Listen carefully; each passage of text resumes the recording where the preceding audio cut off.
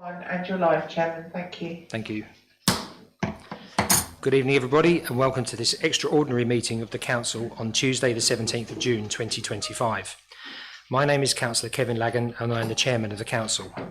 Members, we are streaming this meeting live as well as being recorded, and being present in the meeting, you are given your consent to being recorded. During each item, please put your hand up to indicate if you wish to speak. I will then invite you at the appropriate time.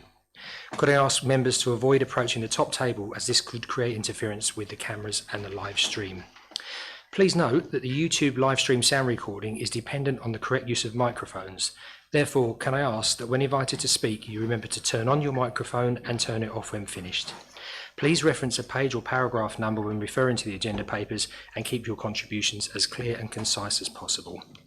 We do not have any fire alarm testing scheduled for today. However, we may have periodic fire alarms, and I remind members and those in the chamber to ensure that they sign in and out when entering the council offices. If you hear the fire alarm, please exit using either of the two fire mark escape routes. Once out of the building, please proceed to the designated muster point on the grass verge by the police station entrance, which is just down there on the left. Thank you, Tara. May I have apologies for absence, please? Yes, Chairman. Thank you. Apologies were received from Councillor Bell, Councillor Bowen, Councillor Jennings, Councillor Neal, Councillor Stilts, Councillor Swindle and Councillor White. Thank you, Chairman. Thank you very much indeed. Item 3 is declaration of interest, and this is to disclose the existence and nature of any disclosable pecuniary interests, other registrable interests and non-registrable interests relating to items of business on the agenda, having regard to paragraph 9 and appendix B of the Code of Conduct for members.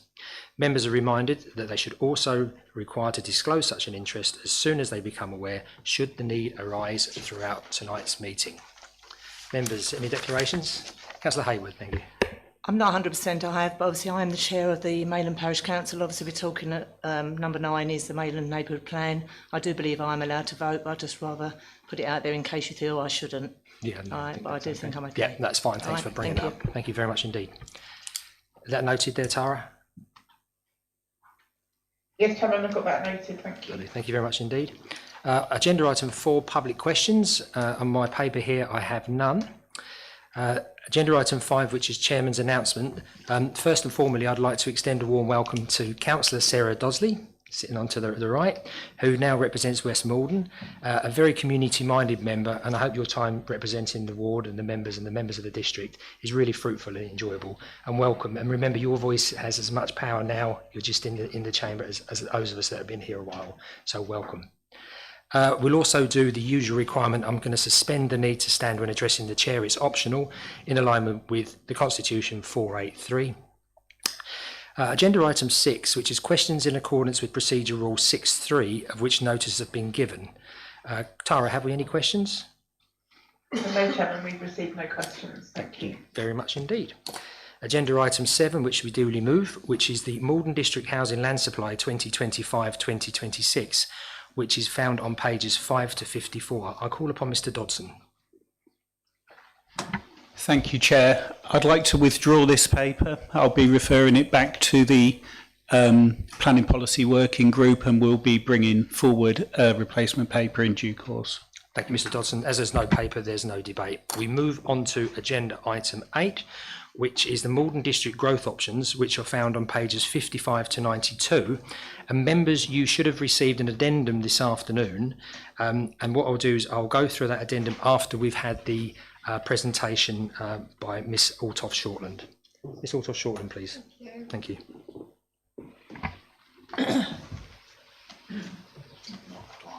Oh, Tara, could you put the presentation up, please?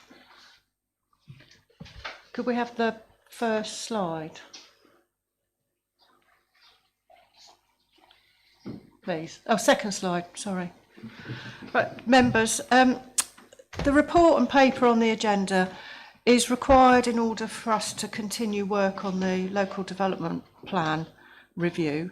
We've reached a stage now where we need to do modelling and testing, and in order to do that we need your permission to continue.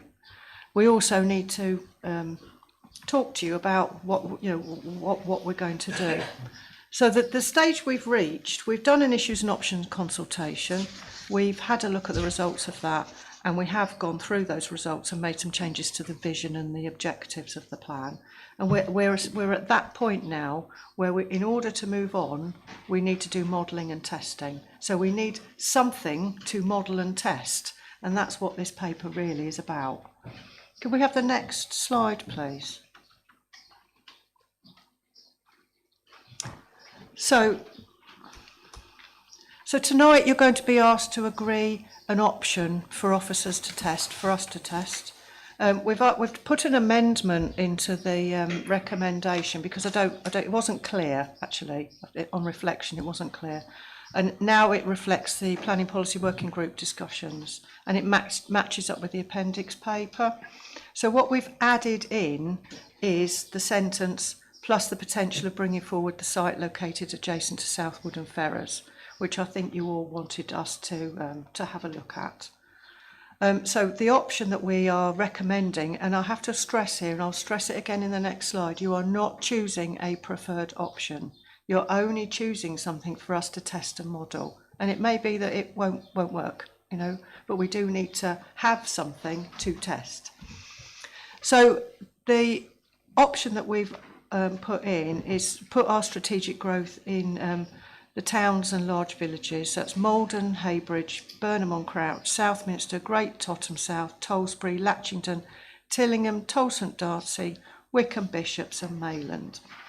There was a bit of discussion about putting option 5 into this process, but actually if we add the sentence about Southwood and Ferrers, it's almost identical as to option 3, except that it's minus one other large site, which I won't go into because it's subject to a planning application.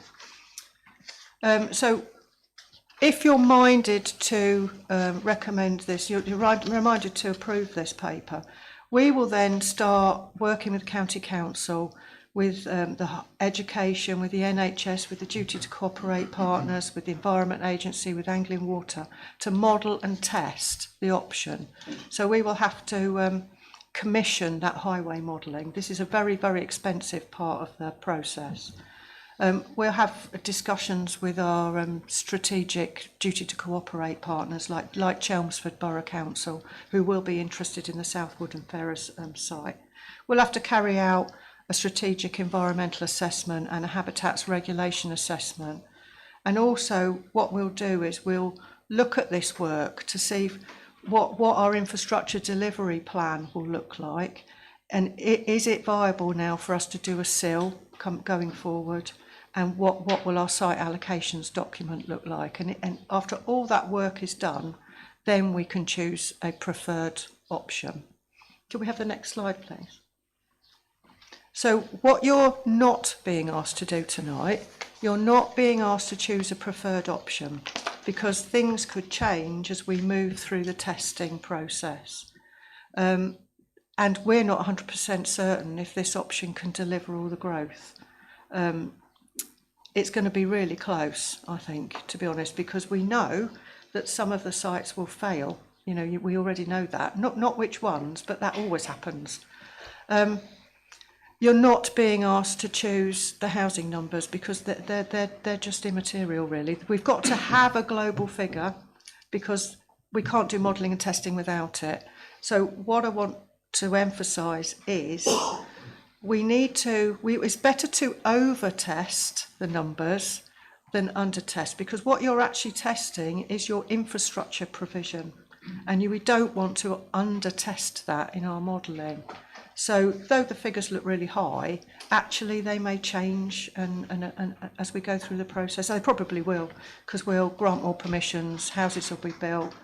The yearly target is going to increase, I would have thought, to be honest. And you're not being asked to choose any sites to be allocated. Though there are sites in the discussion paper, you're not being asked to actually allocate them, that you're only being asked to test them. So the other thing I just wanted to mention is Latchington's sort of got a nil growth figure, but I do think we ought to test something there because of the reasons why it's got nil. So it could be it's to do with the water recycling centre. So I think maybe we will put some growth to test in Latchington, but what it is, we'll discuss that with the Highway Authority, I think. So finally, our recommendation is that we go forward with what we're calling option 3, plus the potential of bringing forward the site located adjacent to Southwood and Ferrers. And we put our strategic growth in the towns and the large villages. Thank you very much indeed. Now, members, because we've had a published paper with recommendations, we have to take the addendum and vote upon that first, then we can open the debate. So, with members' permission, I'm going to put that the Maldon District Council Local Development Plan review option for growth in Appendix A be approved to enable modelling and further testing on option 3, plus the potential bringing forward the site located adjacent to Southwood and Ferrers. The strategic growth in local development plan review should go into towns and large villages, these being Maldon, Heybridge, Burnham-on-Crouch, Southminster, Great Totham, South Tolsbury, Latchingham, Tillingham, Tolson Darcy, Wickham Bishops and Mayland. I so move. Do I have a seconder? Thank you, Councillor Morgan. Second. Members. Question. Councillor Stamp, thank you. I know it's a bit early in the debate, but I'd like to actually make sure and try to ascertain and get some reassurance that when this modelling is going to be actually taken, members' opinions and views are taken into account. And the reason I'm saying this, Chairman, is I've had to write a letter we had 15 children in Burnham-on-Crouch who couldn't get a local school place this year alone. Because we were maxed out. Now, if people remember the old LDP, we remember it was supposed to be agreed to serve its own needs and purposes. Now, it's not only the school places that we're lacking in Burnham-on-Crouch, and I'm very concerned, and I was very lucky enough to manage to collar the Highways Cabinet member and took him for a lovely walk in Oldthorne, up that busy main road, that B1010 where 2 lorries can't pass side by side. And I think Councillor Morley will ascertain this because we saw wing mirrors on the side of the big lorry wing mirrors at the side of the road. So what reassurance, if any, can this council give residents, not just in Burnham, but coming out into the Dengie, my area, that we are not going to be lumbered this plan, which isn't going to deliver what the last plan didn't deliver. Now, I know you're going to say it's not the responsibility of this council. It is, as far as I'm concerned, this council's going to agree this LDP and where these sites are going to be delivered, and we have to take that into account. Because I tell you something, writing a letter for this, I won't say the little kid's name, I'm going to call him Little Johnny, because I always call him Little Johnny and Little Jenny. Little Johnny, his parents were absolutely beside themselves. They're not even 3/4 of a mile away from a school, 2 schools in Burnham. They can't. They've now had to go on a bus, which we are paying for as taxpayers' money, to Latchington. The rest of them are going to Southminster, which now makes for Councillor Fluker's children, not your children per se. sorry, I didn't mean it like that. But within that town, they're all also going to be displaced because there's no school places. It's full. So next year, and you know what I'm like, members, I've already taken this up with the Cabinet members. I'm already pursuing this at a different high level. But I do think we need some reassurance that we are not going to be in the same position when this plan's been agreed like we have been at the previous plan. And don't just give me yes, no, please. Can we have some meat on the bones? Thank you. Thank you, Anne. Thank you. Thank you, Councillor Stamp. No, I wasn't going to say it's not our responsibility because I think it actually is. There are many things in the plan that we can't have a lot of control over. The government targets is one of them. We're a bit boxed in, but there are things that we can control, and your oversight in terms of infrastructure is going to be really important. You know, in the past, maybe we didn't plan as positively as I'm trying to be careful with my words, positively as we should have done, and I think maybe we underplanned. So we need to be really careful that we don't do that again, and it's our responsibility to make sure that doesn't happen again. So, you know, your continued oversight is really important in this process, and I welcome it, to be honest. When she says yours, it's not, it's members. Thank you. Councillor Driver, please. Yes, I just want to support Councillor Stamp. I think actually residents, promises were made to residents and they were let down, and they were let down repeatedly. And I think actually they have every right to be angry about the situation that they found themselves in. So moving forward, we've got to do all that we possibly can to make sure that any housing developments that come along, which we know there will be, but we're also working hard to make sure that the infrastructure, I know some of it is outside of our gift. However, we have got to be applying as much pressure as we possibly can at every different level to try and make sure that we get the infrastructure that our community across the whole of Maldon District deserves. Thank you. Thank you. I think that's more of a statement rather than a response. Councillor Burwood, thank you. Councillor. Thank you. I just want to remind our officers that Maldon and Heybridge are two completely different places with two very distinct personalities, and the way this is written, it's almost as if we're one place altogether. And just as a reminder, Heybridge is not a town. Thank you. Thank you very much indeed for clarifying that, Councillor Burwood. And you are correct in both assumptions. Councillor Nick Spenceley, please. I actually know the answer to this question because Ms Shortland told me before the meeting officially started, but for the benefit of the Chamber, if South Woodham Ferrers were in the table on page 90, at a ballpark figure, how many houses might emerge from that? About 1,500, 15 to 1,800. And if I can briefly come back. Certainly. It is part of the amendment, but I wouldn't like to feel that South Woodham Ferrers is kind of a late arrival at the growth ball. So I think, you know, going forward, it would be good to give it really robust consideration. Thank you, Councillor Spenceley. Councillor Fluker, thank you. Thank you, Chairman. Just a couple of things. First of all, with regards to what Councillor Stamp said, Essex County Council have written to me and said you can't expand Southminster Primary School or St Leonard's Primary School. So all they've done is taken the capacity. And we know Southminster's already under attack from speculative developments. So, you know, this is a huge problem. It's completely out of our control. And whilst I'm talking about Southminster, I'll just refer briefly to the medical centre, which was supposed to come forward to support the new growth in Southminster, and the NHS have basically walked away from a deal which they actually signed up to deliver the new medical centre. So this is what we're up against.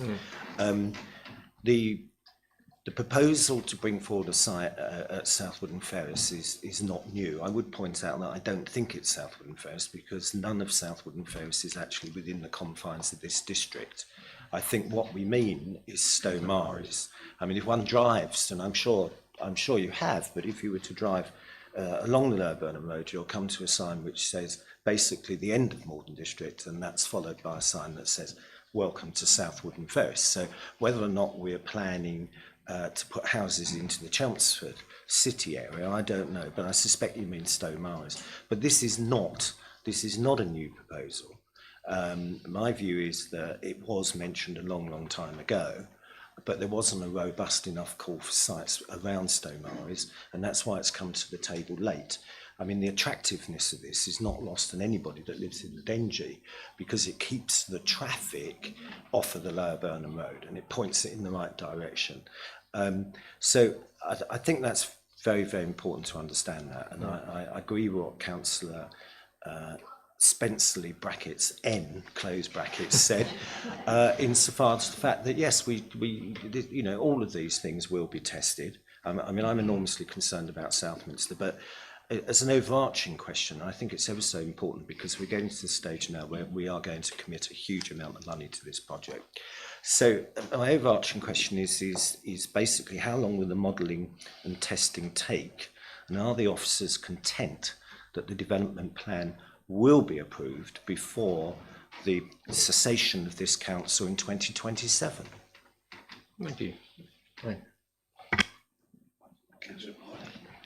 The initial, so the highway modelling is probably the thing that's going to take the longest. So we have arranged a meeting with Highways following this meeting. with the presumption that you may approve the paper. We need to get straight on with that really and do the brief. They want to go and do their counts and things like that in September. So we don't want to miss that window of opportunity to do that. MHDLC,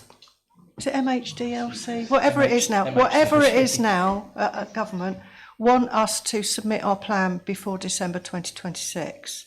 So I think we need to have a crack at doing that if we possibly can, because, you know, of course they want us to plan quickly. Timetable is for us to submit in August 2027. But that is very broad because, you know, we submitted that timetable to the government. That's the one we are being held to. So once we submit the timetable to the inspectorate, we have no control over the timetable. The inspectorate set the timetable after that. So we're hoping, and I can't give you any guarantees because I don't know what the inspectorate are going to say or how they're going to examine the plan, that we have a plan by the 1st of April 2028. But I actually think that we'll probably do it before then. Okay. Was that the whole question? Yeah, come back on. Yeah. Mr. Chairman, for a point of clarity, I mean, I'm always asking this question and no one ever seems to be able to answer it, but I did actually go to a very well-informed meeting not long ago where they were talking about various dates in local government reform. And we keep getting this 27, 28, 20. I'm glad it wasn't lost on you. This 27, 28 and mayoral elections and everything else. But my understanding is that this council, in its current format, won't exist after May 27. So the officers saying that you know we might not submit to December 26. Now I'm one of a small clutch of members here that were very heavily involved in the last plan, and I know exactly what happens when you get to that stage. Exactly. So it seems to me, Chairman, that the answer to my question was basically yes or no. Perhaps the officer might come back yes or no to May 2027. Thank you. If I defer to Mr. Dodson about the changes to the council.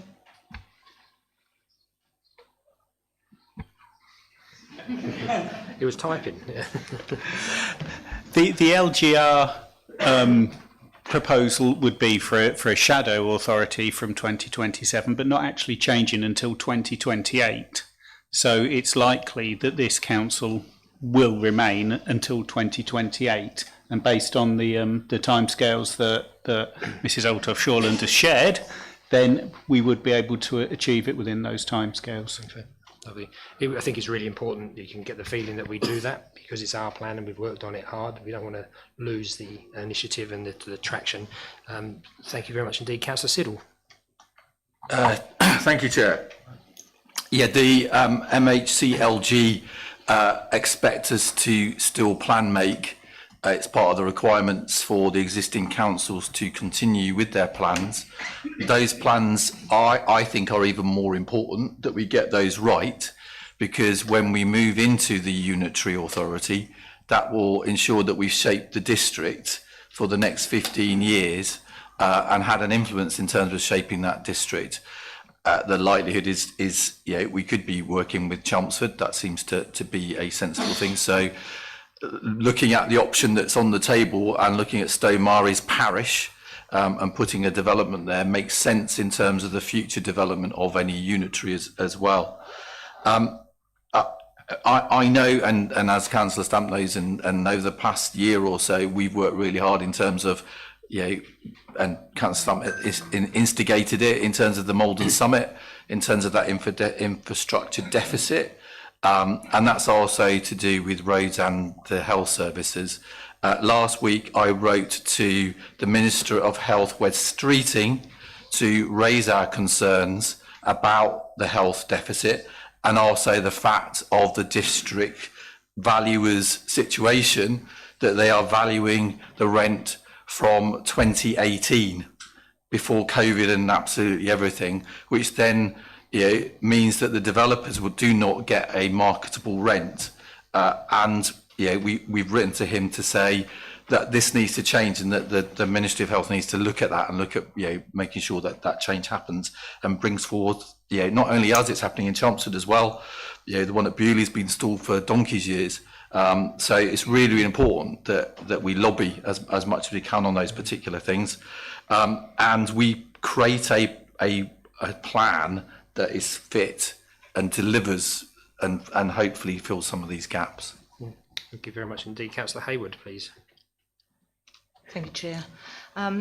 Really, I'm just going on to obviously I know we're all talking about our own villages and things like that, but Mayland, page 84, 85, we've got on there this, we're one of the top villages, the large villages. It's one of these things, and it always comes up, Mayland and Maylandsea are two separate villages. We are not one village. So we come up as one of the larger villages, which is about 800 houses on each side. Maylandsea has the capacity, it's got all the shops and everything else, but Mayland's got nothing. So it always comes up like that. So I don't actually understand how we end up as one of the top 4 of the larger villages. When we first started doing our neighbourhood plan, we always said 150 houses for Mayland. We were really expecting that. Now to suddenly say, oh, we've got to have 811, that's an extortionate amount extra to what we was expecting. Our primary school's up to capacity. And then right at the very bottom of the report, it actually says, because obviously they never mention Maylandsea, but it says the Maylandsea waste recycle unit has headroom for growth. Well, that's in Mayland, so that's in the wrong place anyway. So it actually does state there that we are 2 villages. So I know we get treated as one. I don't see how we can be treated as one because we are 2 separate villages. So Thank you. Just like to put that forward. Ms. Shortland, I think you respond to that if you can, please. No, you're not treated as one place. No, it's the. I think I had Maylandsea and I changed it. It's the place where the shops are. That's what we're talking about. The place where the shops, where the bakery is, and all that sort of thing. I think we need to be a bit more Can I come explicit back on that then? Yeah, of Where course the you can, bakery is Maylandsea. So it's So that is Maylandsea. Maylandsea. So again, that makes this wrong completely because it's Maylandsea, it's not Mayland. So we've got to be very careful how we're wording this. I've brought it up, I think, when we first started a couple of years ago, I did bring it up then. And we always discuss this, and we are the Mayland Parish Council because we look after both the villages, but they are 2 villages, so we've got to be very careful how you treat us. And that then, if you put it down to Mayland, we're not one of the top 4 of the 4 larger villages, I don't think, if you work out on capacity of 800 houses on the Mayland side, or the Maylandsea side, I should say. Thank you. Okay, thank you again. We'll come back to that if that's okay in a moment. Councillor Morley, please. Thank you. I'd just like to know, when you are doing this modelling, we were told that the infrastructure always comes afterwards, but how are you able to model it if you haven't planned for the infrastructure, or are you doing it all at the same time? I can't see how you can model how many houses and things if you haven't got the schools, pumping stations, and does that all come in under the one roof? No, what highways will do? Have they got? It's a spreadsheet model, isn't it? They use? It's a hybrid. Yeah, it's a hybrid between a sort of spreadsheet model. And what they do is they plug in how many houses there could be and the population, and they look at the pressure on the junctions, and then they'll produce a report. So education will model the population growth based on the potential houses and the catchments. So they may have to move the catchments. They'll model that. And then for your kind of water infrastructure, we will discuss with Anglian Water potential for waste recycling centres. What's the headroom? When are they going to be improving those waste recycling centres in the planning process, so that we can then think about, well, when are the houses going to be phased? Because if you can't connect into the wastewater, you might not be able to connect in for 5 years. So that site couldn't start for 5 years. So it's like a big jigsaw puzzle of modelling and testing. And then we'll look at the individual sites to see, are they connected? Are there any issues? Are there any historic site issues? Are they in a sustainable place? Do they have what are they going to give us in terms of improving sustainability? So there's a whole raft of work to do around this. And you're absolutely right. Infrastructure tends to come after, but that's because of how we pay for it in this country. Yeah, I agree, but there comes, sorry, can I come back? Absolutely.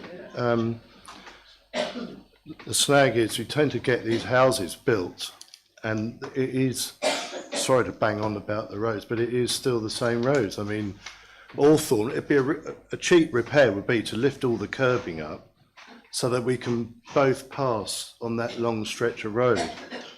We don't want the curb there, it's too dangerous, it's forcing... The size of your skip line. Well, you say that, but you're trapped. So you either have to bounce the curb. It was dangerous actually putting the curb here in the first place. But anyway, that I know that's small fry. But you see what I mean? The modelling, you can't keep... I don't know how you're going to model it if you don't really know what roads you're going to build and things. But it's chicken and the egg. Yeah, it's a system. Yeah, I've Well, got. how I can can you come back have after everybody else who hasn't spoken has spoken. I think that was a very good point, Councillor Morley. Thank you. Yeah, Mr. Winslow, please. Yes, so members, through you, Chair. So generally speaking, how highway modelling is worked is it, as Mrs. Altoff-Shorland has already explained, what's plugged into the model is for broadness speaking per settlement, how many homes might actually be developed in that if you were to go forward with different parts of the plan. And the Highway Authority will be testing what impact that has on the existing network. Based the next part of the study would then be, based on that impact, what mitigation measures are needed. So are junctions needed to be changed? Are there parts of the routes that need to be remodelled to accommodate additional traffic or to accommodate queuing of traffic or to make turns safer, that sort of thing? So the model's split into two, one which will look at impact and then what can be done about it and how much can be done about it through the planning system, through development or through Highway Authority works themselves. Just one other thing then. Gradually things sort themselves out. Now, a lot of the HGV traffic now is going through Maldon because of that crazy road that was done. I can't remember where those weird passing places.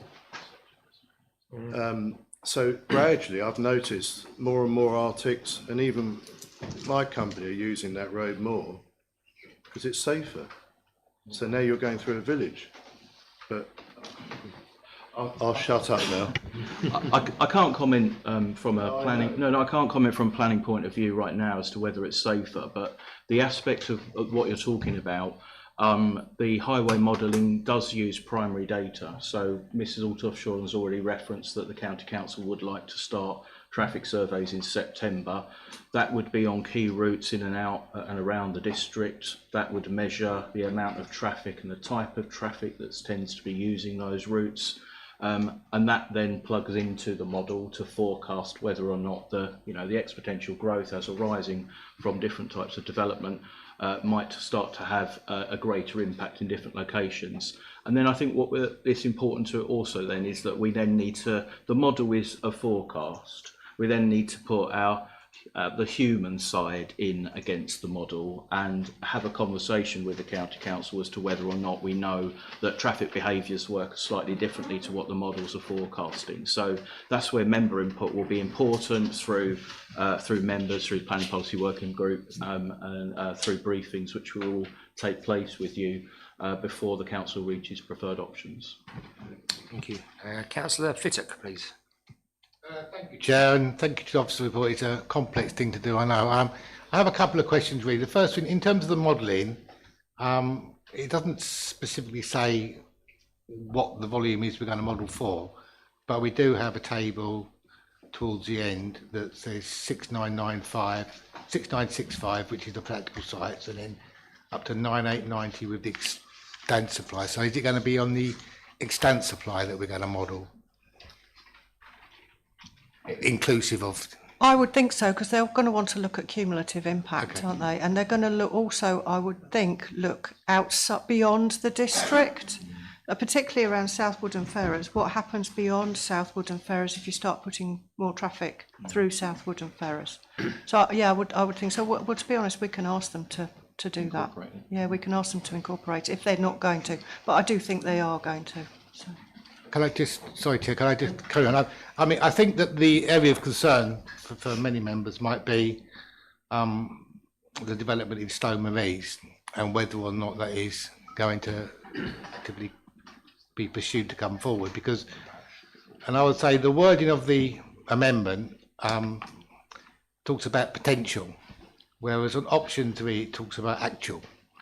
And I don't quite understand why we can't refer to it as a hybrid modelling of option 5, in as much as the original concept of option 5 was create a new settlement, satellite settlement or large urban extension bolted on one of the town's larger villages or settlement adjacent to the district boundary. So why I'm saying this, because the impact of the modelling, it might well change based upon whether or not we're including Stowe Maries in it. It certainly might change with regard to Chelmsford, because they had concerns about capacity previously in the LDP issuing options we put forward. So I'm just wondering whether we should specifically state that we're actively pursuing option 5, and whether the modelling has to almost like be split between doing one in as much as that would be the preferred option for many members, I'm sure, when it comes to it, for lots of reasons, and also then for the larger villages. Thank you. Mr. Short. If we, if you can put option 5 in, it's fine. There's not actually really an issue. I don't think it'll make a lot of difference really, because all we do, because option 5 and option 3 are almost identical. There's only 2 differences between them: the site at Southwood and Ferrers and a site at Hawthorne. So if you put option 5 in and model it, we'll be modelling the site at Southwood and Ferrers, which you've already agreed that we would leave in, and the site at Hawthorne, because you can't disaggregate that from that option. So our suggestion is that we stick with option 3 and model Southwood and Ferrers. I don't think in terms of modelling, I don't think it'll make any difference, because they'll the statutory providers will look at the whole global event, because that's what we're asking them to do. You know, we're asking them to model that. So I mean, to be fair, I'm quite happy for you to put option 5 in if that's what you want, and we have 2 options. You know, quite happy about that. It's fine. Microphone, Tony, please. No. There will be obviously a difference in the modelling outcomes based upon whether or not you got, let's say, 7,000 houses across the rest of the district and 1,600 there, or versus the opposite. But it doesn't look like the recommendation is really, the amendment is really making a clear statement that it's not the potential of, it's the requirement for. And whereas we're choosing option, when people look at it, we're choosing option for 3, and we're potentially looking at Southwood and Ferrers. So I just don't know. I mean, it's for other members to debate as well. Always the idea for Southwood and Ferrers was because there are, I mean, it's in the paper, there are some really big risks around that option. So it's not a, that's right. It's not an easy win, and it could be that it will fail. And I don't want it to. You know, it's a good idea, but I think if we can't rely on it in the whole scheme of things, and that was the idea of kind of having it as an additional sentence in the recommendation. But whatever you decide, it's in your gift to decide. Okay, I've got a couple of people who've asked to speak again. I'll do that at the end when those who haven't spoken have spoken, and we'll come back to you, Councillor Fittick, in a moment, just to see if we wanted to amend the amendment. because we haven't actually voted on the amendment before we put the amendment forward to vote on the amendment, to vote on the amendment, to vote on the amendment. Chairman, would you just, while you're talking about amending the amendment and Councillor Fittick's amendment, I was going to say, Chairman, that before you put the amended amendment and the other amendment, it appears to be amending the other amendment. Yep. I think the most critical thing we do, Chairman, is remove the words Wooden Ferris or South Wooden Ferris, because we can't possibly have that in the recommendation because it doesn't sit within the district, and put the words Stowe Maries in there, because that's what we actually mean. Yeah. And that's absolutely critical. I mean, you know, we need, Chairman, we need to get on top of this, because we've got Haybridge and Maldon, Mayland and Mayland, and now South Wooden Ferris. So I think the first part of the amendment needs to be changed, and then we'll come back to that. Yeah, we'll get it clarified. And that's cleared. What I wanted to speak to. So, yeah. So because there's nothing there yet, which is great. So we might only have to do one amendment and then vote on an amendment, I think. So, Councillor Bassinger, thank you. Thank you. My question is, when it sort of comes to modelling, from my experience, it tends to be that they model square pegs for round holes. And I was just wondering, how do we influence, or can we influence the modelling? Do we have a say? And if we do, is it about the evidence that we're presenting? I mean, how do we influence the modelling, basically? Well, there's industry standards for this sort of thing, but just like the local housing needs assessment brief, we can bring that to the planning policy working group. I mean, we'll have to probably do it at the next meeting, but we can certainly bring it to the working group for you to have a look at. Yeah, I think it's quite good for members to have a look at the brief when we employ consultants to do work. Councillor Stevens, thank you. Thank you, Chair. Yes, and that's exactly where my mind's going as well, as to how this goes forward. We've talked about there already being a meeting set up with Highways, which is great, but actually we should be putting our children first. So I'd like to hear that there's a meeting fixed up already with the education services. And when I see comments in here, and Mrs. Althoff-Shawland and I have already discussed this, but that Tolsbury children, if the Tolsbury school overflows, oh, well, that's okay, they can go down the road to Darcy. Well, obviously on a bus, because otherwise they'd be walking 2 miles down a 60 miles an hour road without pavement. Well, you know, your child being taken to a nearby school, nearby is not nearby when it's 2 miles and you're 5. And it's that sort of detail and that assumption that parents, oh, well, they'll just have to send their child to a nearby school. And actually, Darcy School is a C of E school, which isn't suitable for everybody. So it's that kind of detail, and seeing in one paragraph that there is headroom at the WRC, the Water Reclamation Centre in Tolsbury, but then in the next paragraph it says there may not be, or maybe the other way around. Those sorts of details, I think when these reports go to the various authorities, Highways, Education, Health, whoever, maybe we as members need the opportunity to come in and say, but that line there, it needs amendment. So I wouldn't like to think that this precise report, without any of those little nitty-gritty changes, would go forward. Can you comment on that, please? Thank you. Thank you. This is a report for you. It's not going to go to Highways. It's going to be something completely separate, same as education. We'll have a whole series of discussions and talks with the statutory providers, probably over a fairly substantial period of time. It may be that we'll ask them to come in and speak to the working group at various points. So no, this paper is for you. It's not for them. So they get something completely different. Thank you, Councillor Barrell-Cook, please. Thank you. My question is once again regarding modelling, because of the September time frame for ECC to start doing surveys.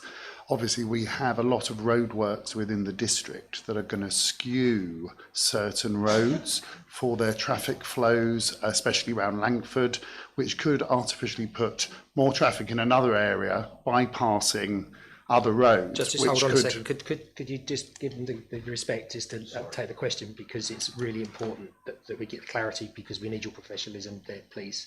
Thank you. Thank you, Mr. Barrell. So once again, the roads are going to be under Highways construction. That could skew the data, which could in turn send traffic to other areas. which would prove that they were using more, there was more traffic on a certain road, and that will actually artificially cause problems with the data in September. So my question is the roadworks that are scheduled planned into that data modelling, or can that be focused upon that this is an artificial set of figures because the roads aren't being used because of the roadworks? Thank you. If I could just consult. You get it. Stroppy chairman. I've got Councillor Morgan, Councillor Paula Spenceley, and then I've got Councillor Fluker and Councillor Driver to come back after that, members. Thank you. Thank you, Mr. Winslow. Yes, thank you, through you, Chair. So, so our conversations with the County Council, and I'm sure, not speaking on their behalf, but they would normally avoid major roadworks like that until they're up and running. The key thing for them to avoid as well is school holidays, because traffic levels during school holidays completely changes how the network works. But we'll be sure to pick up the point of the Langford Road diversion with them so that it doesn't skew the results. Thank you. Councillor Morgan. Thank you, Mr. Chairman. I was just going to echo Councillor Fluker's point about can we stop talking about South Woodham Ferrers. It's extremely confusing. Should we please refer to the ward in the district to which that land actually sits? Thank you. Thank you. We'll change that in a moment. Councillor Paula Spenceley, please. Thank you, Chair. I would certainly back Councillor Fitzek's idea that the amendment should be amended.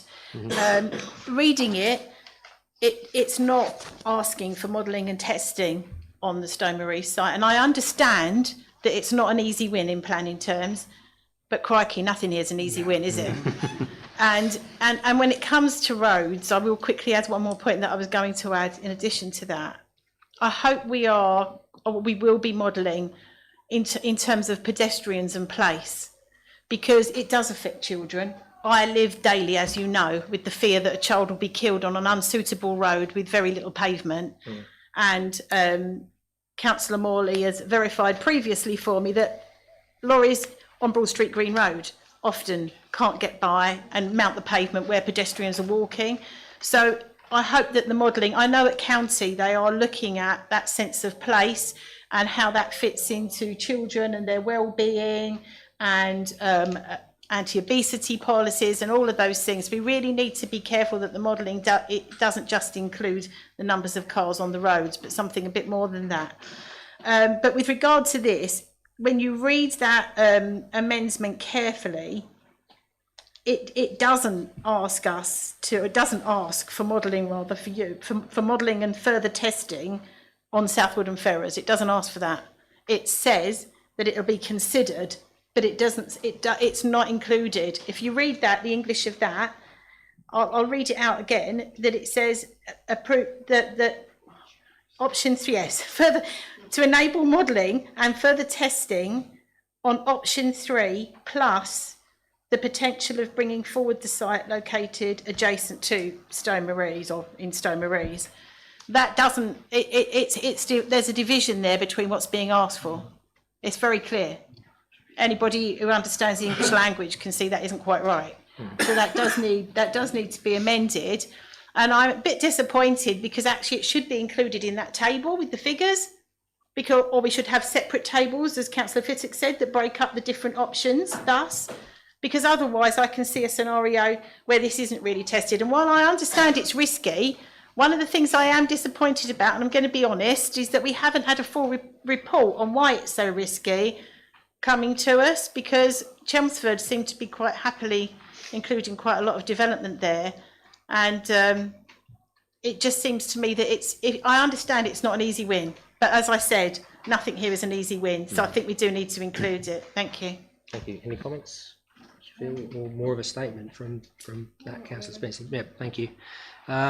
So we've got Councillor Fluker, Councillor Driver and Councillor Siddle to come back. Any other members who haven't spoken wish to speak?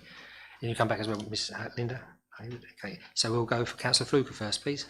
Chairman, I was only going to speak to the amendment. I've already done that, but okay. I'm happy to propose the amendment to the amendment which has subsequently been amended. And I think now that Councillor Spenceley brackets P, close brackets, is coming forward with another more English tolerant recommendation, which I look forward to hearing. Thank you. Well, I think what we'll do is we'll probably pull the initial amendment if the seconder of that amendment, Councillor Morgan, would say that, and then we'll do that. But we'll then go for Councillor Driver, please, because this will simplify the process. Thank you, Chair. I mean, I was just going to support actually what Councillor Paula Spenceley had said, and that was what I was going to say. There is a risk associated with actually testing the Stowe Mary's site. I understand that. But you've already said there's a risk for the others as well, and some will fall when you go through that testing process. So it seems to me, actually, it should be included as part of the testing. If it falls, it falls, you know, but that will be true for others as well.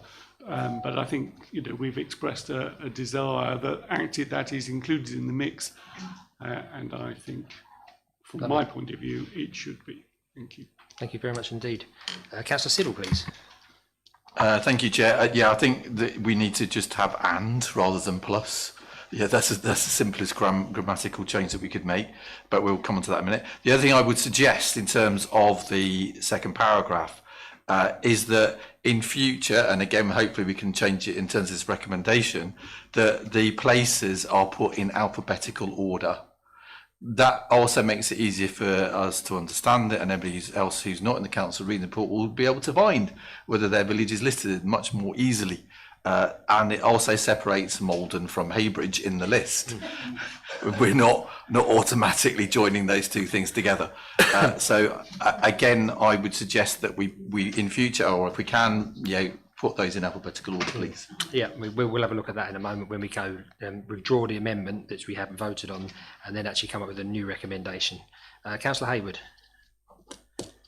Sorry, coming back again about Mayland. I know we just discussed this earlier on. Just something else which I should have pointed out at the beginning. The table on page 90, Appendix A. If Mayland C is being treated separate from Mayland, why is there 1,529 houses there when there is only 800 houses in Mayland, in Mayland C, half and half? So I've always said the village has got 1,600 houses in it in total, as the parish of Mayland has got 1,600 houses.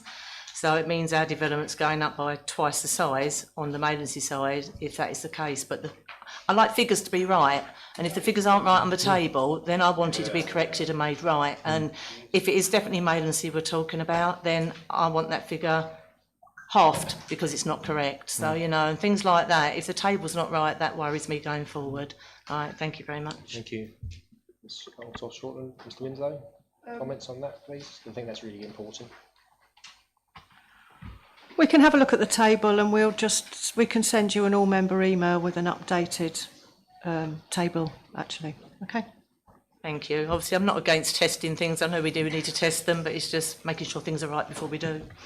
Yeah, I think the clarity, I think that we will, rather than an email, I think we just need a simple paper or something that actually clarifies those requirements and changes to the paper, so that it's very clear. Councillor Stamp, please.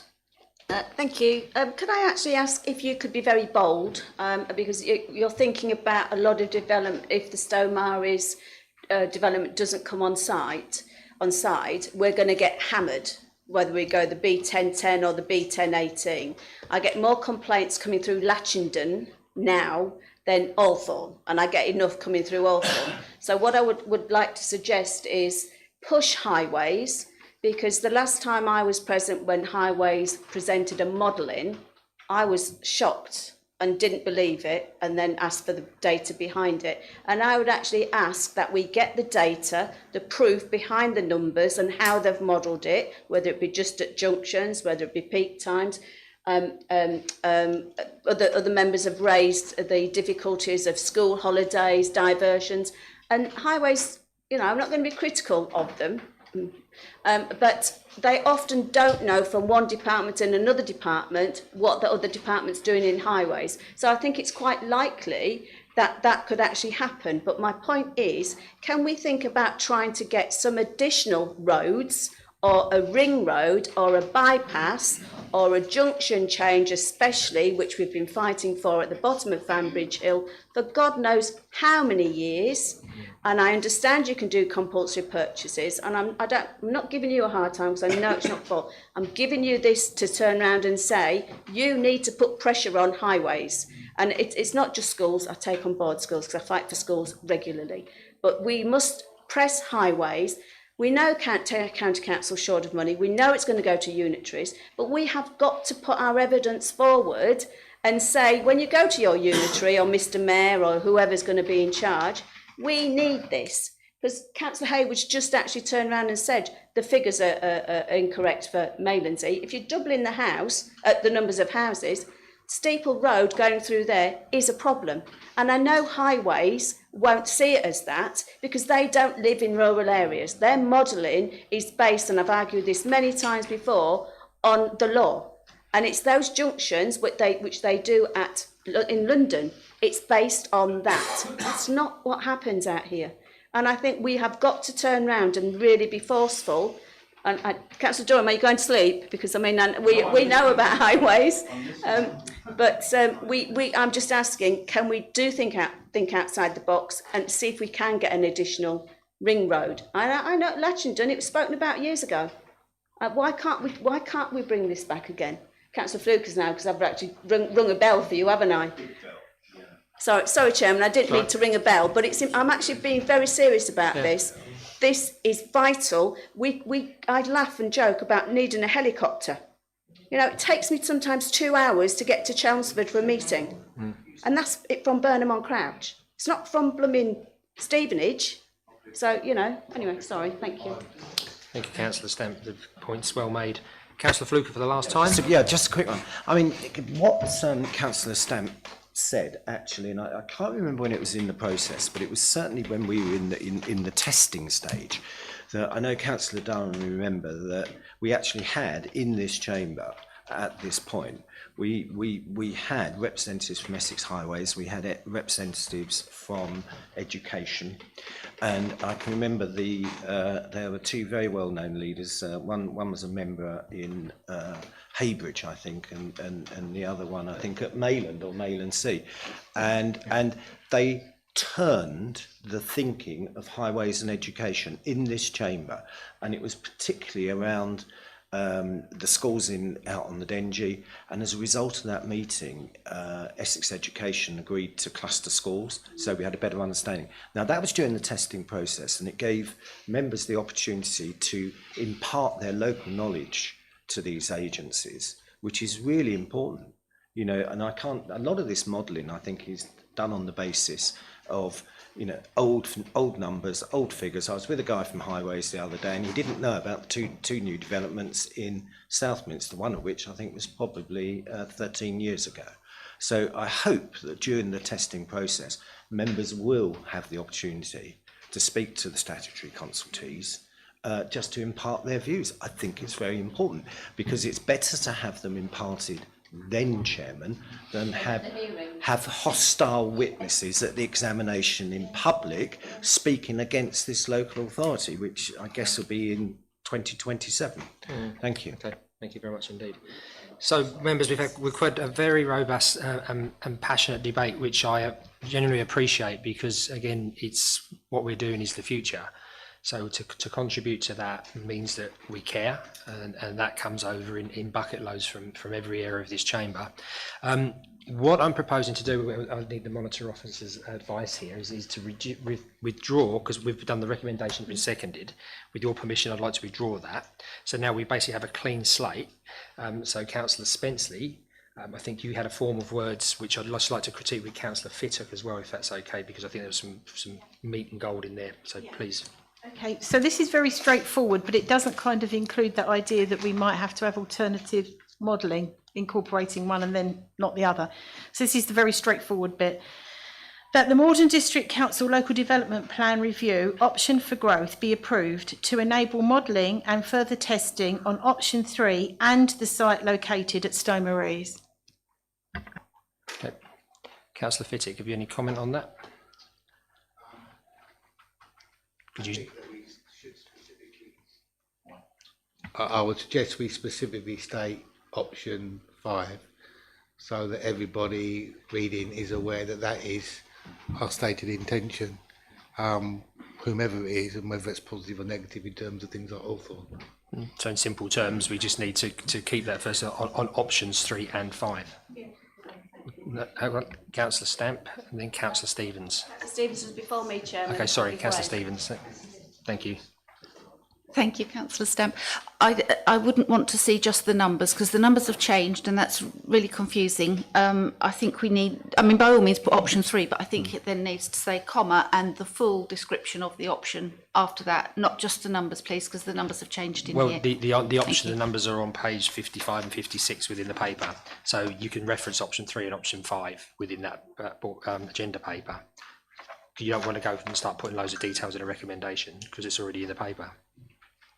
Well, they are in the original recommendation. It talks about the strategic growth in the local development plan should go into the towns and large villages, these being da-da-da-da. And I think we need to keep the full description because the numbers have changed. Thank you. What do members feel about that? Yeah, I think I completely understand actually the point Councillor Stevens is making, that we've got that part underneath that out. I mean, obviously I was only trying to change the words in the first paragraph, but if we do it and change that to option 5, so that it reads to enable modelling and further testing on option 3 and option 5, then you could put what option 5 contains underneath that paragraph. If that makes sense, if that's what members want. Obviously, I'm just trying to interpret what's being said. Right, hold on a second, because we're just getting... So we just need to check that. So we're talking about a proposal coming forward from Councillor Spenceley that says the Maldon District Council Local Development Plan review option for growth, Appendix A, be approved to enable modelling and further testing on option 5 and option 3 and option 5. And then we just have the final paragraph, as Councillor Stevens says, that the strategic growth and local development plan review, etc. That should clarify. Would that clarify for you, Councillor Stevens? Well, almost, except that the paragraph as it stands doesn't refer to Stomaries. And that, I think we just need to spell out, not just use numbers, spelling with letters. I think we need to spell out what it is we're agreeing. Thank you. So the site adjacent, and including the site adjacent to the parish of Stomaries, and then, which we could have the strategic growth in local development plan, etc. Yep. Councillor Fittock? Can I just say one thing, Chair? Thank you. I mean, we have to understand we're not consenting to anything or recommending anything, and we're not being site-specific. We're trying to model a concept. So I don't think we should necessarily be specifying specific sites. The principle is a large infrastructure, like a satellite, or urban extension, and not Stomaries, although it is the one. There might be more come forward, we don't know, do we? Okay. Councillor Driver, just bear a sec. Thank you, Chair. Just a point of clarification. I understood that option 5 includes Hawthorne. Is that correct? And I also understood you to say that you weren't allowed to include Hawthorne because is that, am I hearing that right? Do I understand that? Because otherwise, if we just simply put in option 5, then we're also including Hawthorne. Is that right? Yes. So yes, we just need yes, to be that's clear right. what it is yes. we're actually going to be agreeing to. Okay. Thank you, Councillor Stamp. That was actually my question through you, Chair. Page 56 on what I've got doesn't mention Hawthorne, it's option 7. I certainly will not be supporting the growth in Hawthorne, which is part of the amendment, if it is going to be the amendment that has just been discussed of the amendment, because all you're doing is then moving more traffic out onto the Dengie at Hawthorne on the B1010, which is an absolute nightmare. 2 lorries can't pass. And you're actually going to be building really near a flood zone, which I know we're not talking about individual estates, but why are we including Hawthorne when we don't need to include Hawthorne? So just to be clear, is Hawthorne in option 5? Yes. Right, so Hawthorne's in option 5. It's an option 7. Right, members, just a moment, because we just want to get the form of words correct. Just a minute. Councillor Fittock, and I'll come to you, Councillor Burrow. I'd just like to say, Chair, I mean, we mentioning sites is not helpful because it's not really a site that we're agreeing that's going to happen. And even if we were to approve options, all of the options, for example, together, we would then, as members at some point in time, need to select the sites we want to come forward. So it doesn't really matter what we say or what we don't say in terms of what's in what. You know, you could argue all things that it not. It doesn't really matter because at some point in time we'll decide where things are going to be built. So I don't think it really makes any difference. Chair, I'm on the blind side. Can I say something? You certainly can. Thank you very much. I would just like to say that I find option 5 particularly dangerous, not just because I am the ward member for Hawthorne, but I think it's it just allows us, or allows modellers, just to say we're going to bolt something on somewhere. And I think that's a very, very dangerous option to include in here. And I would not be voting for it.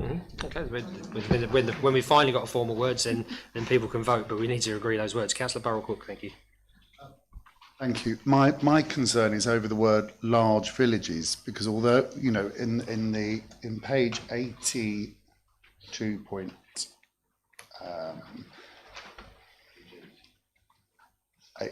it mentions bolting onto the larger villages. And of course, Stow-Maries isn't a large village. It's actually a very small village. And if we're specifying the size of a village, the large is not really relevant in this case because Stow-Maries isn't large. Sort of, Shawlin, would you like to come back on that? Well, I think this is why we kind of called it the land adjacent to Southwood and Ferrers, because it's not actually adjacent to the village of Stow-Maries.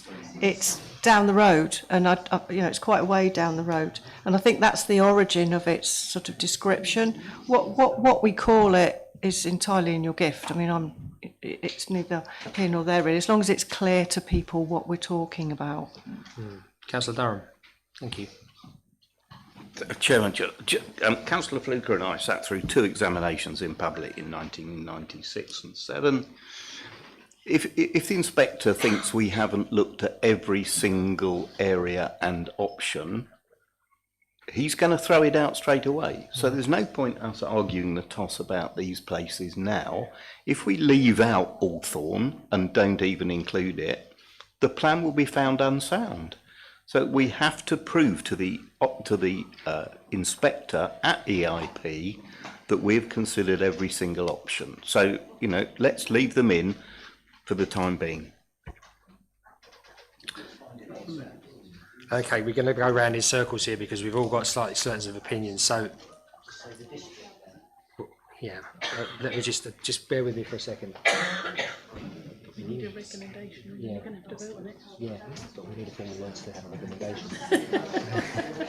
Well, Councillor Spenceley's got her recommendation. If that hasn't been seconded, so I suppose. Yeah, I think what we need to do, members, as well, because we are splitting hairs on so many different things. So I think Councillor Spenceley has made a recommendation. Is that a formal recommendation? So can you just repeat that recommendation for us, please? Which one? Okay. That the Maldon District Council Local Development Plan review option for growth be approved to enable modelling and further testing on option 3 and option 5. Okay. Is that seconded? Right, seconded by Councillor Morgan.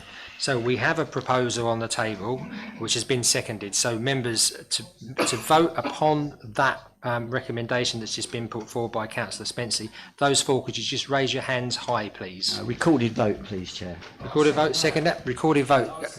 Tara, could we have a recorded vote, please? Sorry, Chairman. Yes, of course. That's okay. Yeah, no problem. Thank you.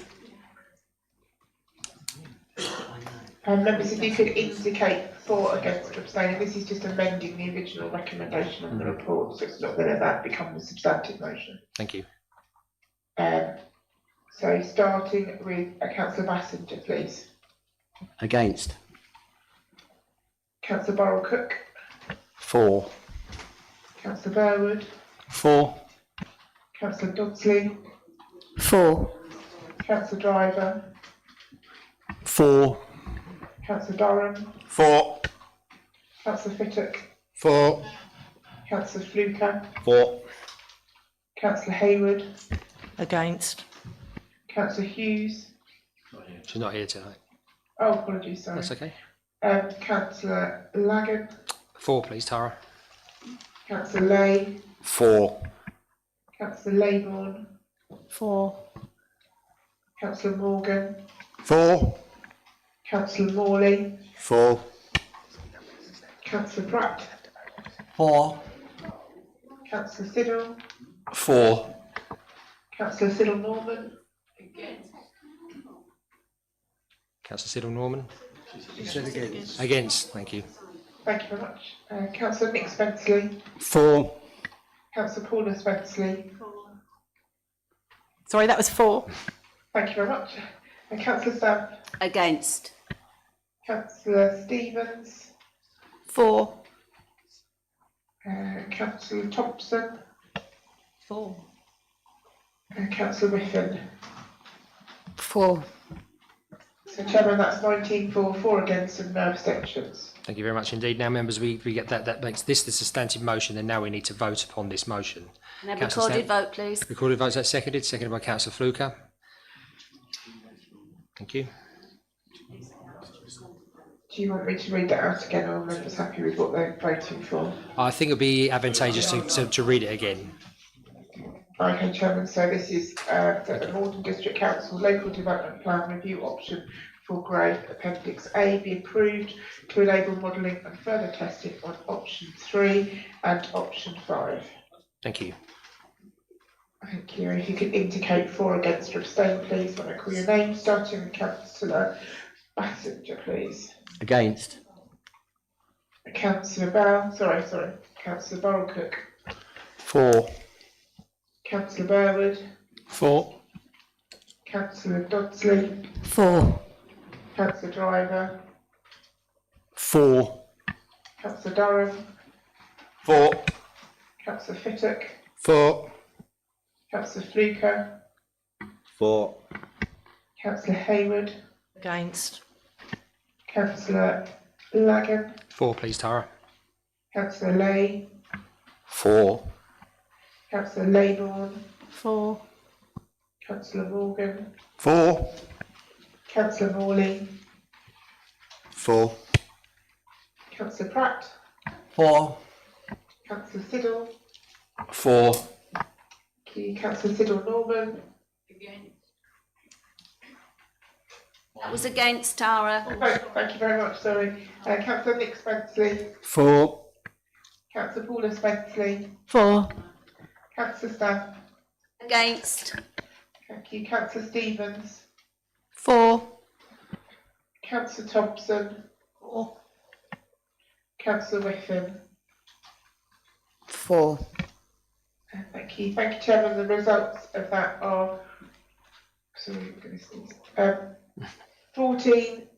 19 for and 4 against and no abstentions. Lovely. So that motion has passed. So thank you, Tara. Just one comment. We need to note the concerns by Councillor Hayward about the Mayland and Mayland Sea.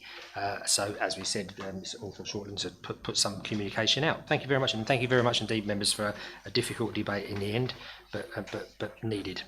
Number 9, we move to agenda item number 9, which is the Mayland Neighbourhood Plan, a decision on the examiner's report, which is found in your agenda packs on pages 93 to 296, and I call upon Principal Planning Officer Ms Staplehurst to please present the report. Thank you. Thank you, Chairman. The report is to seek agreement for the examiner's modifications to be made to the Mayland Neighbourhood Plan, the decision statement to be published, and for the plan to be sent to referendum. So the Mayland Neighbourhood Plan and Design Codes document set out in Appendix 3 have been created by Mayland Parish Council, and they set out local planning policies and design guidance to be used in the Mayland neighbourhood area, which covers the whole of the parish area. The key milestones of creating the plan are set out in the table in paragraph 3.3 of the report. To summarise, there has been significant community engagement to create the plan. This includes 2 rounds of public consultation. The first was undertaken by the Parish Council, and this is referred to as the Regulation 14 consultation in the report, and one was undertaken by the District Council last year, the Regulation 16 consultation. So in March this year, the plan was examined by an appointed examiner. He was very complimentary of the plan and has recommended some minor modifications set out in Appendix 1.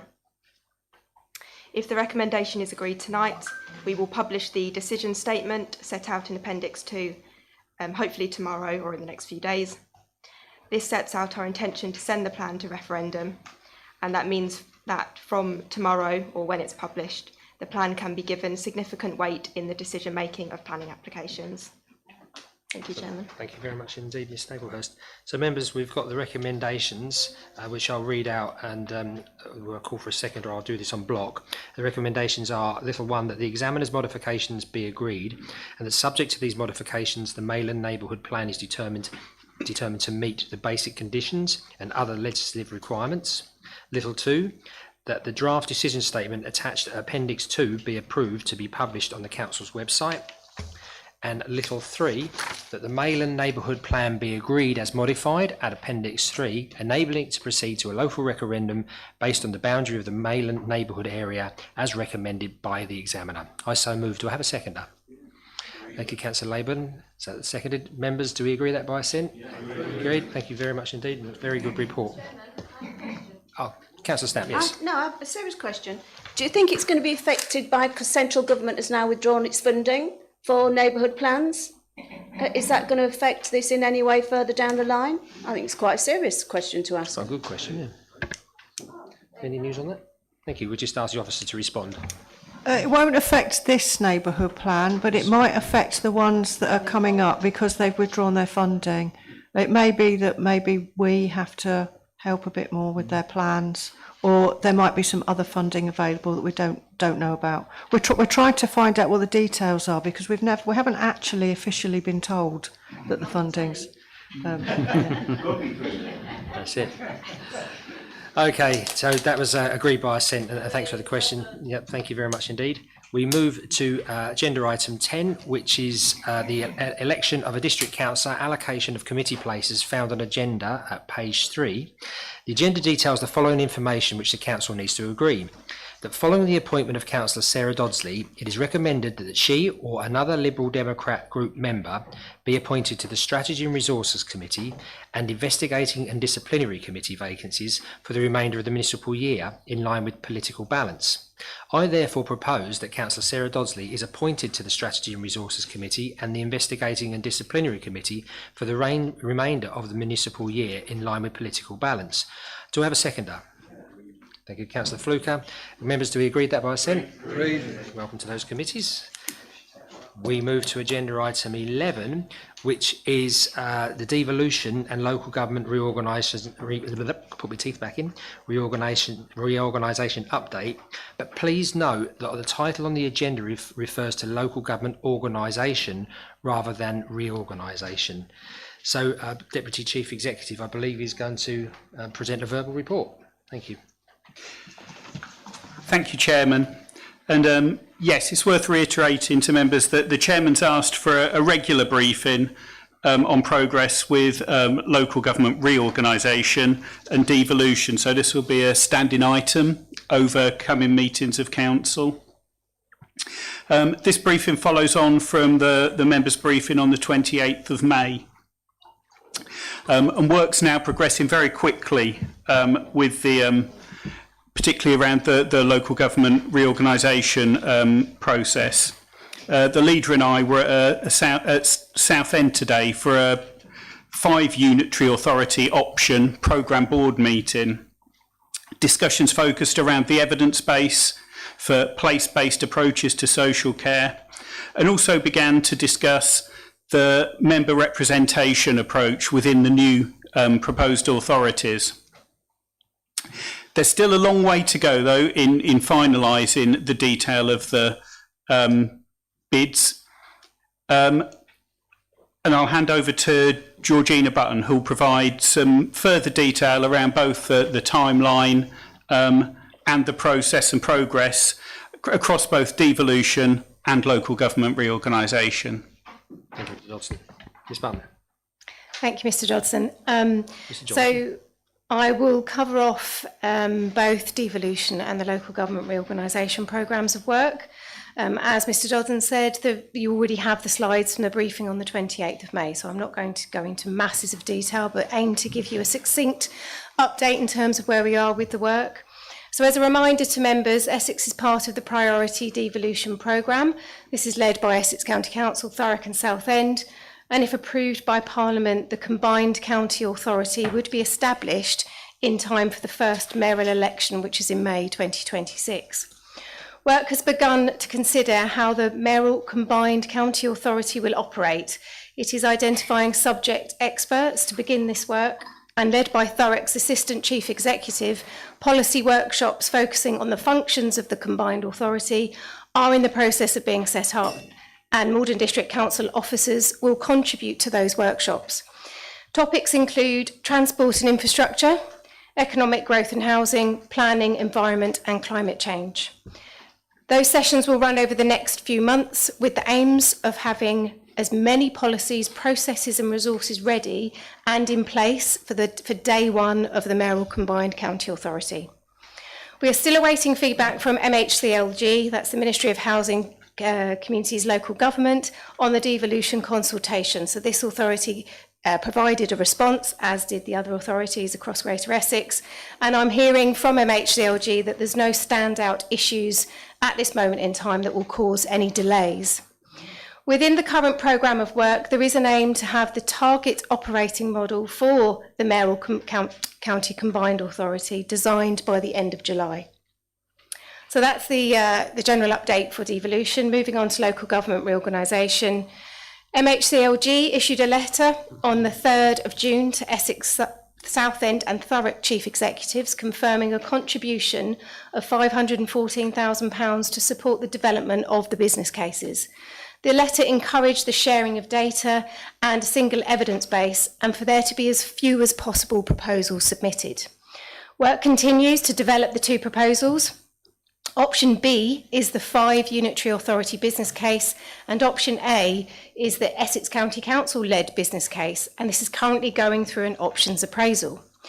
Maldon District Council officers are engaged in business case B, the 5 unitary model only. However, officers are also getting updates on the other option at the leaders and chief exec meeting. So we are aware of its progress and the work that it's doing, but we're not formally engaged.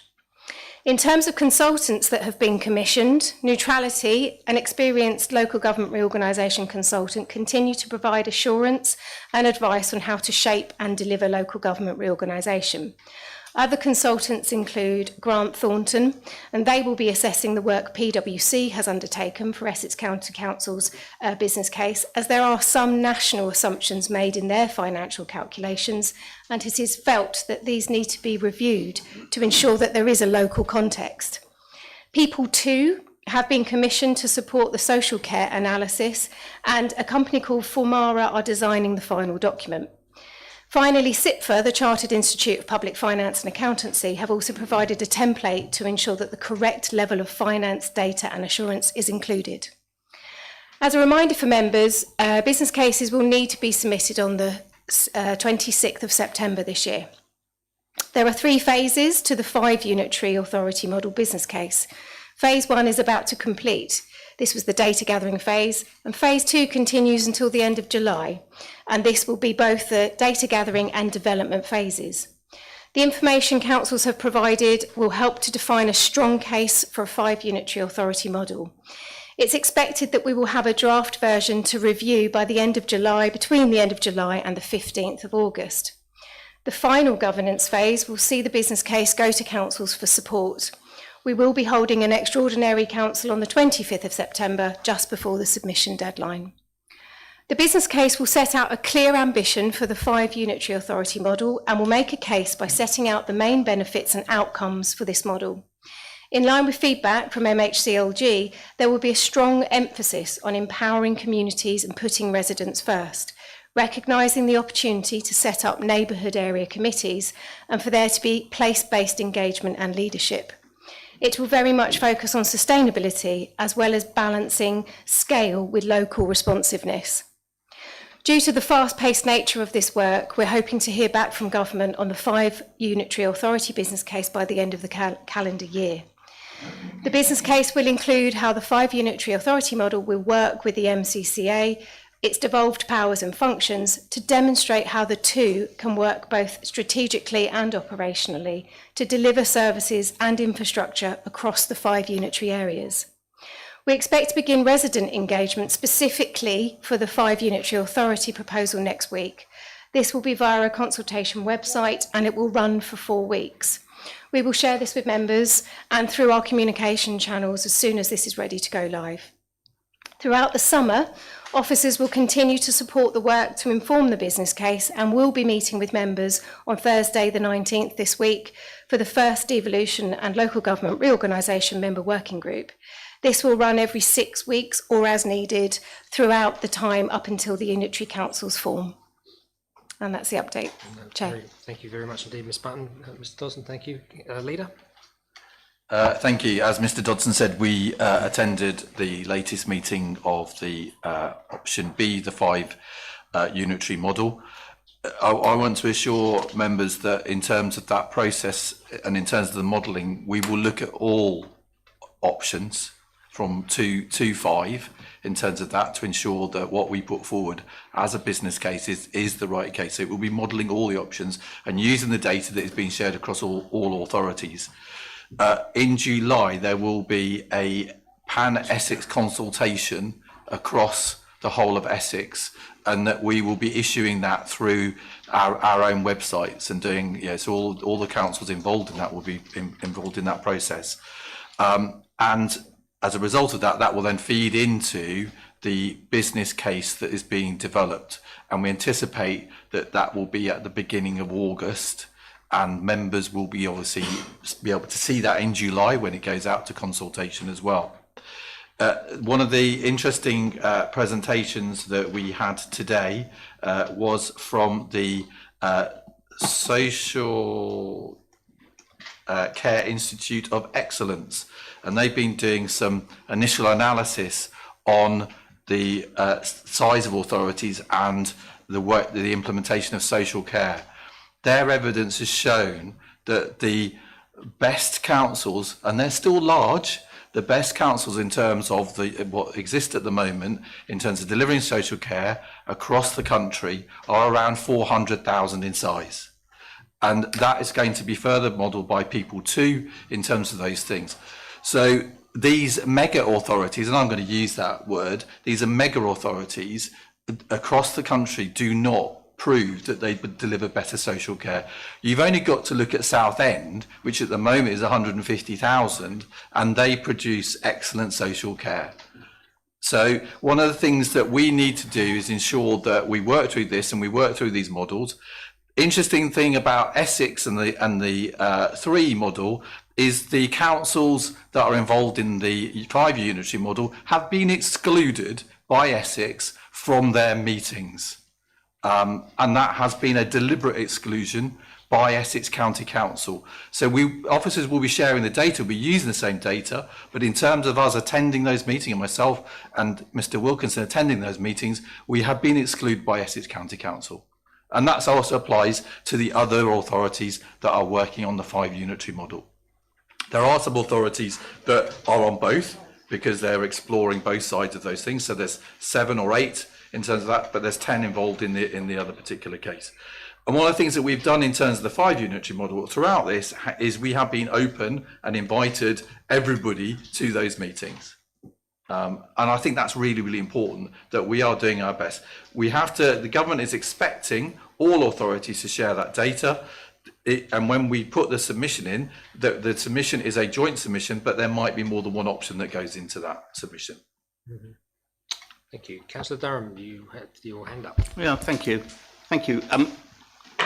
Not so long ago, the leader undertook to provide up-to-date information, full and transparent information to members. And I'm afraid he singularly failed to do that. He hasn't shared the independent evidence that's come out, whether he likes the content of it or not.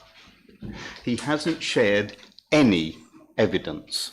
He goes off to these meetings of the 5 and doesn't let us know what is happening and what is going on.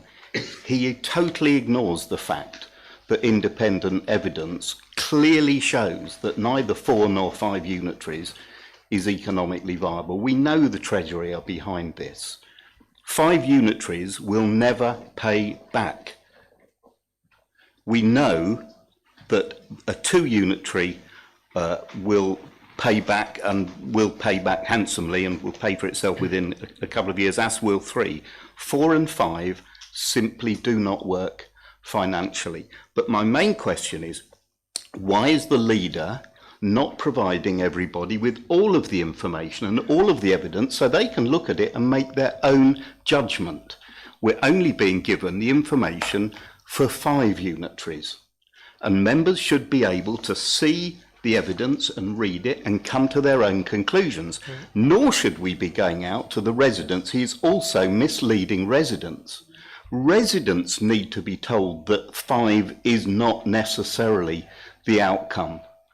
It got to be honest with people, because if you keep going down this track, and at the end of the year, if MHCLG says, actually we've looked at everything and the Treasury have looked at it, and it's going to be 2 unitaries or maybe 3, then residents are going to say, well, you've consulted us on 5.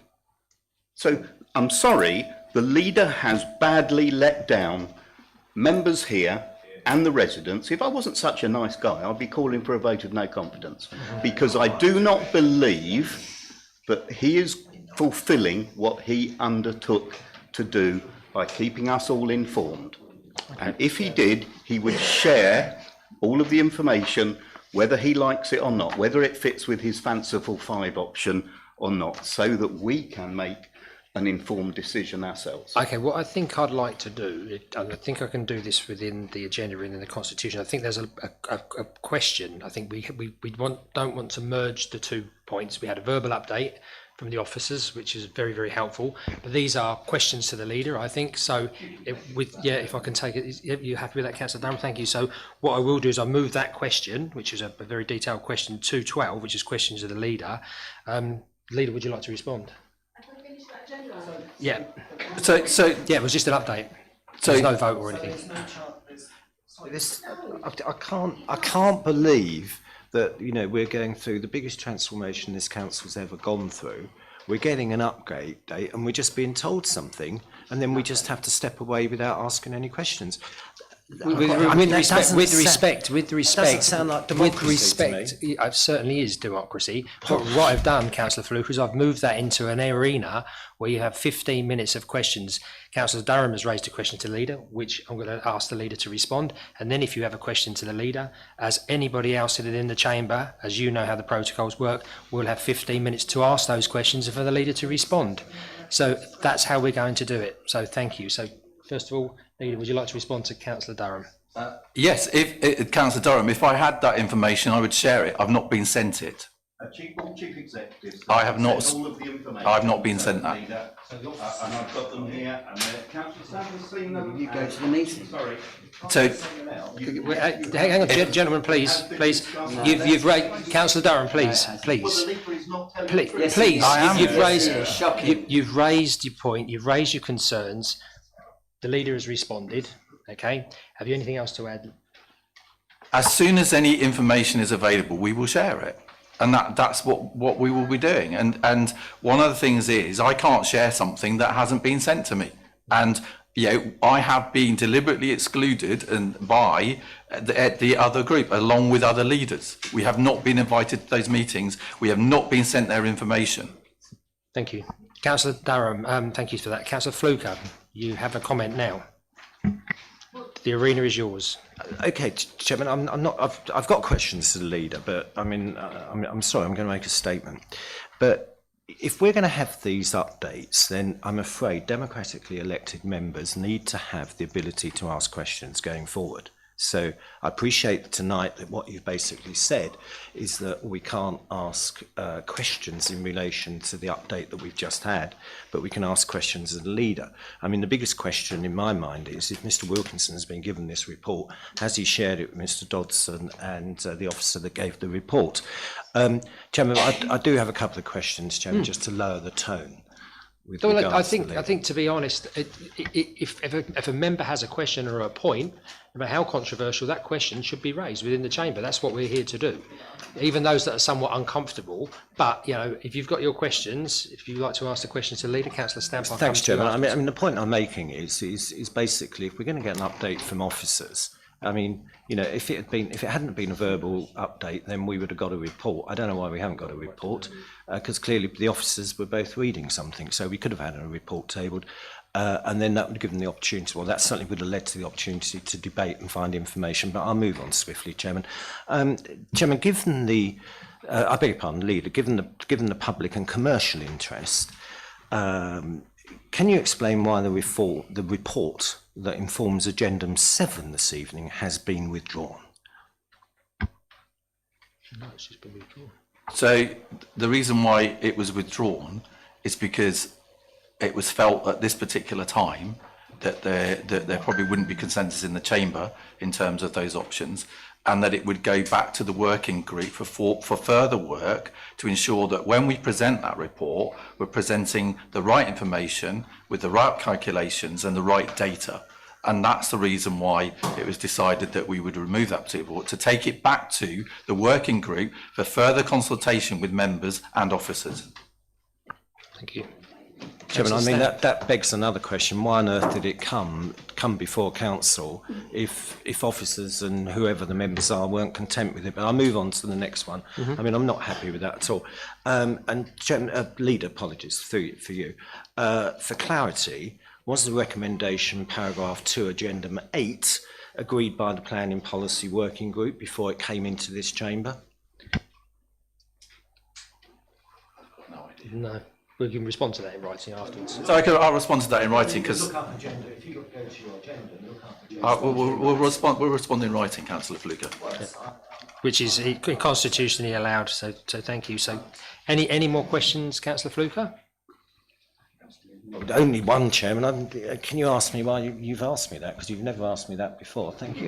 Well, I usually have a few come up later on, so I'm trying to give you the floor to do all of your questioning before I move over to Councillor Stamp and Councillor Stevens. Councillor Stamp was next, please. Thank you. My questions are really, I'm actually listening to all the independent reports and consultants, so not just the Grant Thornton. I've attended many videos, but webinars, etc. So I'm trying to get a balanced view.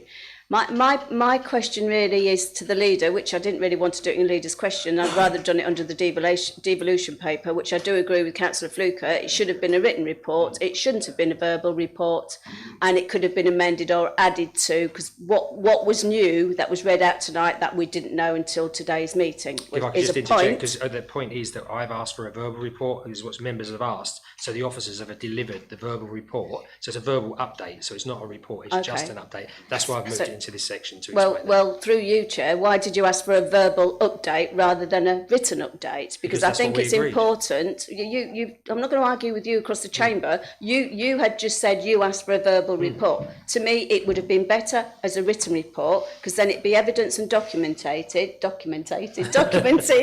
so residents know what's going on. I do feel residents haven't got a clue what's going on regarding devolution or LGR.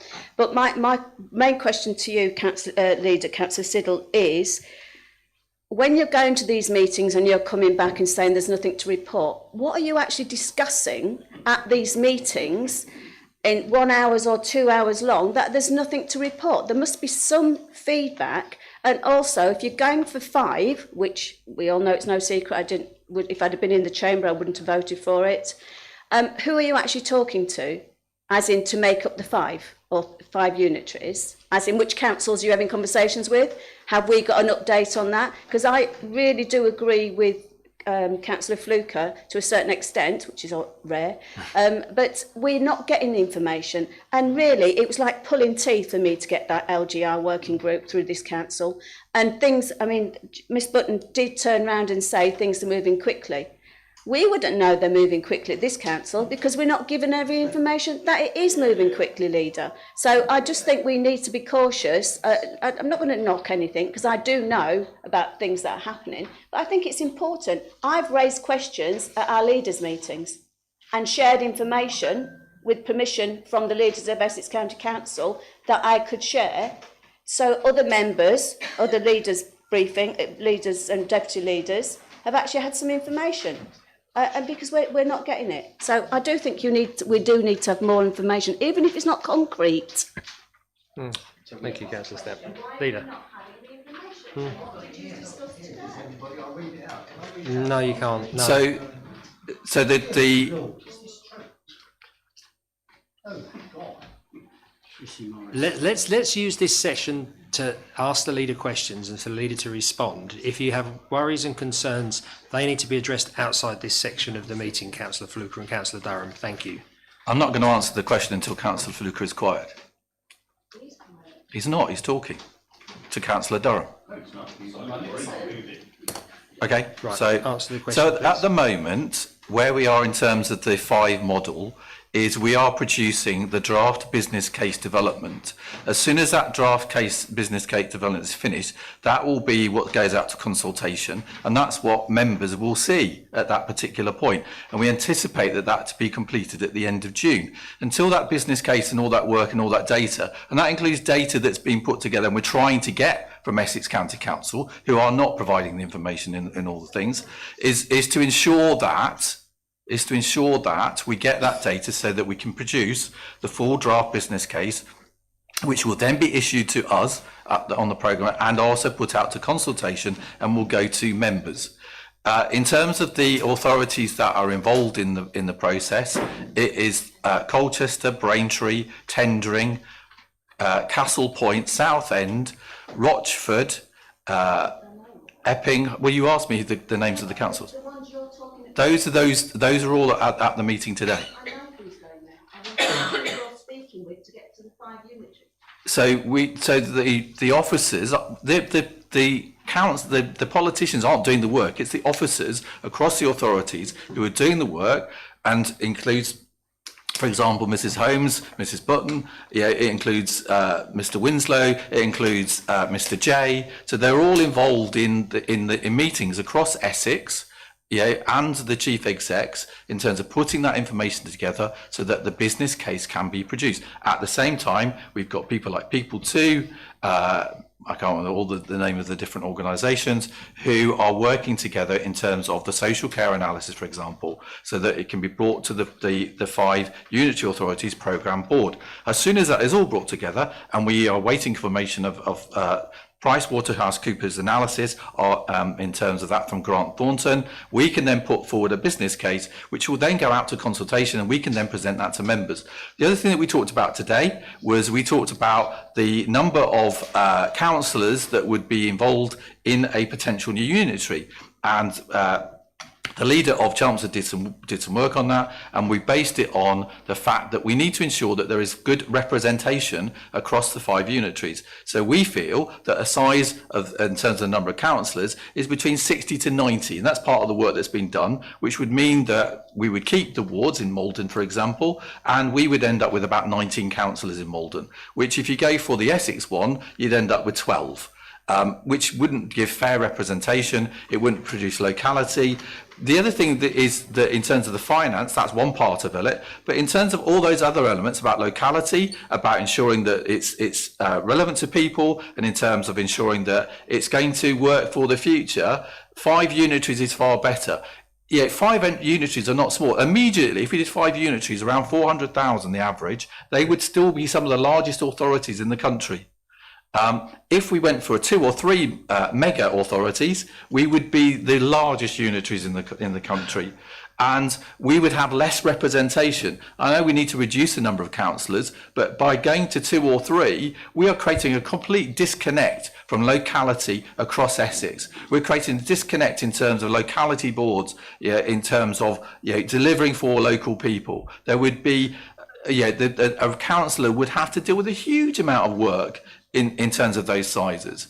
They're going to have a lot more to do with us already with all the work that we do at Maldon District Council and the work that will happen, that will come down from Essex. So that's what we talked about today. In terms of any data, it was there wasn't a lot. It was a lot of talking about the different presentations. As soon as there is any data to present, we will present it to members. I'm not withholding anything. Officers are not withholding anything. We're not at that stage. And we've got the meeting on Thursday. We can talk about things in more detail. And one of the things that from my understand, that Essex aren't at that stage either in terms of their things and in terms of what they're doing. So they are, in terms of the models, they haven't decided what model at this stage. They're still working those things out according to what was said today. Councillor Stamp, do you want to come back quickly on that? You didn't answer the question. What question? The first question was who are you actually talking to make the 5? Are you speaking with Chelmsford, Braintree? Well, no, don't say yes like that. People don't know who you're speaking to because we've had no information. So I'll go and back that's to the list. Point. So I was going through the list and you said stopped the me. number of councils that are actually talking with the 5. When you're going to have 5 unitaries, they're not going to be made up of all these councils, are they? So in terms of there are 10 councils who are talking about the 5 unitary model. Not all of those authorities who are doing the 5 model are involved in that group. So, for example, Thurrock is not there. Epping is not there. Right? All the other authorities are there, apart from Essex County Council. But as I've said, officers are working with Essex, with the other authorities. All the 15 councils across the Essex are working together in terms of that data. And as I said, the anticipation is that there will be 1 submission, but 2 proposals. That's what seems to be happening at this stage. Thank you. Councillor Stevens, your question to the leader, please. Thank you, Chair. I'm going to change the subject completely. Can we talk about the splash park, please? I have a question about the seasonal opening date of the splash park. I'd like to ask, how does the leader feel about the opening of the splash park being delayed again this year, please? This is despite a well-minuted confusion about the opening date last year, when there was a misunderstanding about whether members had asked for the park to open for the 1st May bank holiday or for the 2nd one. The Council's corporate leadership team then referred the seasonal opening date to the Overview and Scrutiny Committee. It was duly investigated, and at the Overview and Scrutiny Committee meeting of the 24th of September last year, it was minuted that since the issue arose, robust steps have been taken to ensure this issue didn't happen again, and Overview and Scrutiny closed the item on the basis of that assurance. Well, I was there at the splash park on Saturday the 10th of May, which was a beautiful sunny day with the prom park thronging with people, and yet the splash park was still closed, and I'd like to understand why. Thank you. Thank you. Leader. I totally agree, Councillor Stevens. I also was extremely disappointed that the splash park wasn't open at the beginning of May, and what I would ask is for CLT and officers to come back with a good reason as to why that didn't happen, and to ensure that in the future that their promises are fulfilled and that it is open from the 1st of May. Thank you. That agenda item is now closed. We've exceeded our time by 1 moment. Thank you very much. We now move along. We have 15 minutes. No, you can't. We have 15 minutes. We have 15 minutes within that agenda item. If there's something else, okay. We've moved on from that agenda item. We've moved on from. Councillor Durham. We have moved on. Thank you.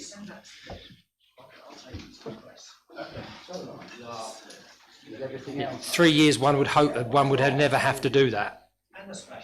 Councillor Fluker, please. Okay, the points made have been made and they should be discussed further. I fully agree with that. But we have an agenda, we have agenda items, and we have strict guidelines within the Constitution, and I'm sticking within those strict guidelines within the Constitution. So we move on to 13, which is any other items of business that the chairperson decides are urgent. I have none. I therefore close this meeting of the council at 21:17, and I wish everybody a safe journey home. Thank you.